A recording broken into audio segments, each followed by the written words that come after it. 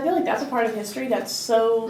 In the Great Depression, right? Yeah, Okay. and that they're so close, and like, personally, I always felt that the Mexican Revolution is so misunderstood, because we have like Cinco de Mayo and everything, we're like, oh yeah, that's with Independence Day, or what exactly is that? So it was interesting and good to have a book set in that time period, to kind of get a little bit better idea of what was going on. I just like the perspective that Esperanza gave. Yeah. It was just really like intriguing, and then when the book ended, I was like, okay, what is she gonna do now? Yes. Yeah. Like, what happens to her? Like, I know her mom is getting better, and now her abuelita's there with her. But it's still like, I would want to like read another book, like seeing like how she's doing now, or like even like she was like 14. Wow. And then like seeing her like, I guess like grown up and see where her life has taken her. Yeah, did she end up with Miguel? Like, did she get her little house and everything? So I wanted more, which was always a good story. Yeah, hey, that's a good sign. Sign of the story. What do you guys think? Just in general about historical fiction, I kind of thought like students might get lost within the story and maybe not reference the historical aspects to it. So like I kind of thought like it's probably really important on like the teacher's part to just remind students that it's based on something that actually happened. Yeah. Even doing like a little history lesson beforehand, just so you can have time to like place it. Yeah, like I remember I was at Larrabee last year, and they were doing a unit on the Dust Bowl. And so they were reading a book, like a chapter book every day about some girls in the Dust Bowl. And yeah, so it was like they were doing a history lesson and learning about it, but then they're also reading this fiction that took place in there. So it's like really connecting the two. So I feel like that would be a really good thing to do with this book. Maybe even around like Cinco de Mayo, so that they can learn what, like, kind of more realistic what happened. So I found it really interesting that a piece of fiction could teach students about non-fictional events. isn't That's It's cool. kind of like, it's like it seems kind of like an oxymoron. It's not, or it doesn't look exactly like what it is. Yeah, like realistic fiction. Yeah. Yeah, because like fiction, you think it's not real, but then realistic, wait, what? Yeah. But yeah, I see what you're saying there. I mean, like, I That's think interesting. I I never really- thought of it that way. I really think like the main way that happens is that relation to it.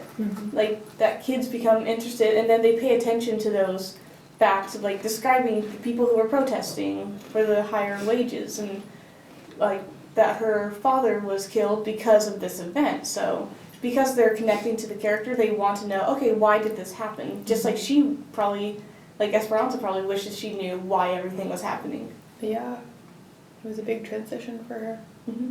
I liked growing up with her, Yeah. kind of like seeing her like change and like her responsibilities change. And I like that.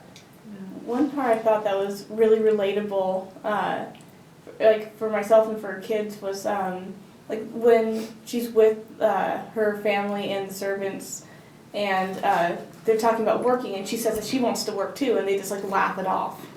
And like, I bet a kid could really relate to that, you know, like that they say they're going to try to do something, and because of how they have been childish in the past, like people just kind of laugh it off, and that can like either really motivate you or really tear you down.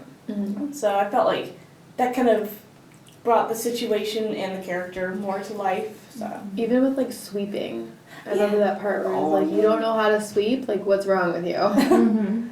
yeah, and I'm sorry. Go ahead. No, please. I talk a lot. That was just kind of reminding of the window that I did for it. Mm-hmm. Rising. And like it kind of opened my eyes to how like if someone's life is just kind of turned upside down and like they have to go somewhere new or even just going to a new school or something, like that community that you're a part of is now different with different values or ways of living. And it was kind of interesting to see because I personally haven't had my life like turned upside down or any drastic changes, so it was kind of interesting to see how like Esperanza went about adapting to her new environment and like learning how to sweep and take care of 2 babies and and at such a young age too. Yeah, it's funny. You do really have to remember she's only 13. That's like middle school. So. Yeah. I mean, your window kind of reminded me of my mirror. Yeah, same here, right? I kind of talked about, like, I haven't actually had something like that, like a huge transition, but I talked about how it went from, life from high school to life here at college. Oh, that's a good That's mirror. what I just talked about. Just because, like, it wasn't, like, super big, but, like, for me, it was, like, okay, I'm moving out. I'm living with someone new. I'm on my own. I have to do my own grocery shopping and, like, all these, like, little things that I didn't really think about until I got to college. Yeah. So that was kind of like my mirror. Like, I kind of understood in little ways how Esperanza felt feeling really, like, during her transition period. I don't know, you just feel awkward and, like, uncomfortable and, like, you don't know if you're doing it right. Yeah. So that's just how I did my mirror. So. I think my mirror was the whole thing about how she had a single parent. And,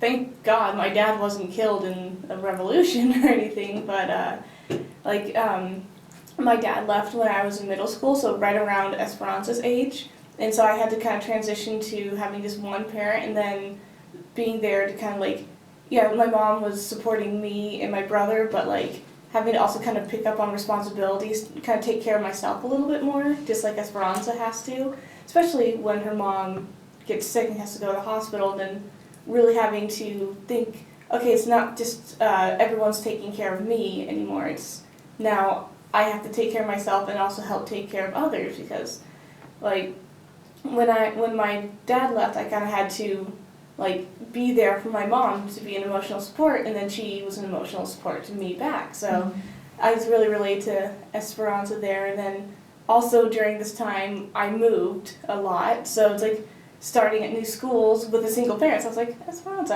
I hear you there. I mean, I wasn't unfortunate, I wasn't poor, but I could still just kind of relate to having those drastic changes that really make you grow up a bit. So, and it's come in handy.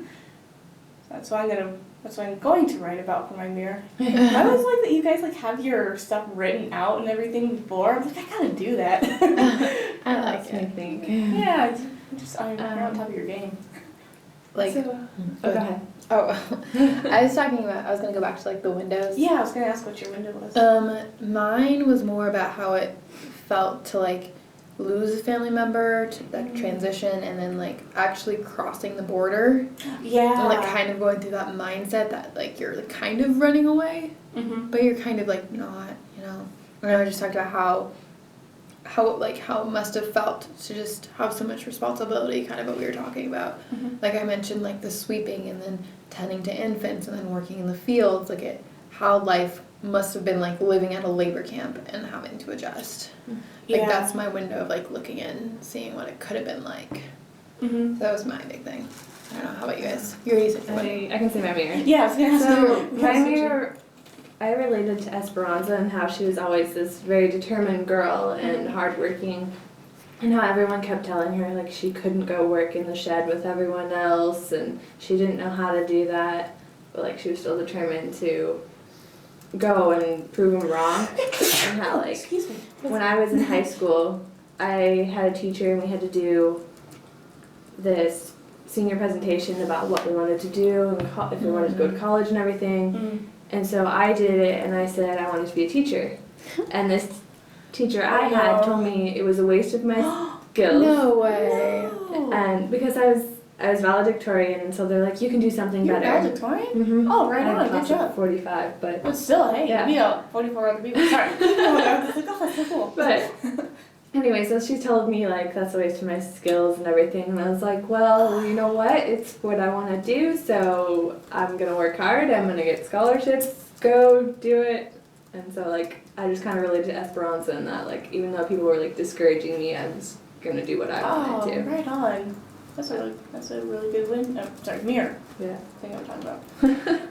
I can't believe you said that. Yeah, I was. You can do what you want. Don't we Well, and she's want? a teacher herself too, Yeah, so that's it's the funny really?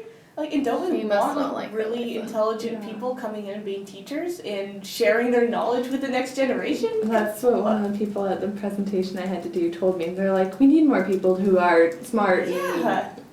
want to share knowledge with like the future generations. And I'm sorry, that just really frustrates me because like so Me many too. times like I've heard like I've even had some like a friend of mine say, oh yeah, well if I don't get this, then okay, I'll just go to my plan B of teaching. I'm like, excuse me?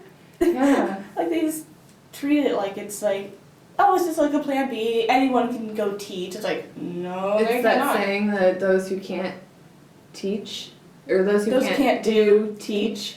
Oh, it drives me crazy. Right? Makes me want to like It's flip like that's table. so not true. No, it is. It's almost the other way around. Yeah, those who can't teach do. Do something else. No. But- Those who can do can also teach, and those who can teach can also do if they want to. How's that? Just trying to. Anyway, so you have your window? Yeah, I'm trying to think of what my window is exactly. Well, first of all, I think I guess I have a lot of windows, but Yeah. because I'm always like thinking stuff. But I think first the window is like just these categories from Tennell about like how to look at a historical fiction. I can talk. And like going back and thinking about those history books that we read in high school and stuff, and just thinking like, okay, what was wrong with them, and kind of having my eyes open to that, like, oh wow, okay, maybe I shouldn't take everything at face value because of perspectives that aren't represented and everything. And then I think one part in Esperanza that I really related to, I'm back on that, that was kind of a window was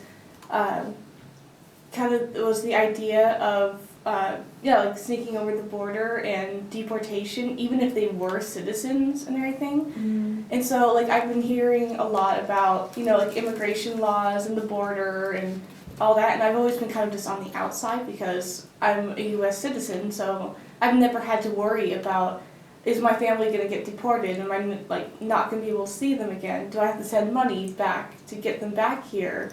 So just seeing that kind of concern and that worry and stress on this girl who's already having so many stresses in her life it was interesting to see that perspective and get an idea of like, because we're relating to the character, but then there's this thing that I can't relate to, but I would like to learn their perspective.